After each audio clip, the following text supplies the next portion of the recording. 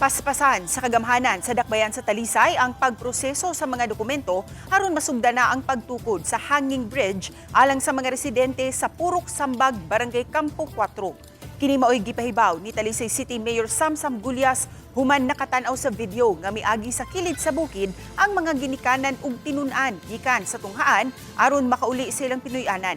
Dito sila miagi tungod kay kusog ang bulog sa tubig sa sapa ug wala na usab ang hanging bridge nga dako og tabang sa ilang pagtabok-tabok. Nahibaw-an nga naguba ang hanging bridge atol sa pag-igo sa Bagyong Tino. Gubikan niini nakigistorya na si Gulyas kang Kapitan Rowena Idar sa Campo 4 nga magbutang og barangay tanod sa dapit aron did-an ang mga tawo nga mogamit sa agianan nga bakilid. Ila usab giabagan ang tagduma sa Campo 4 Elementary School aron muhimo og kaugalingong inisyatiba nga mokanselar sa klase kung bati ang dagan sa panahon.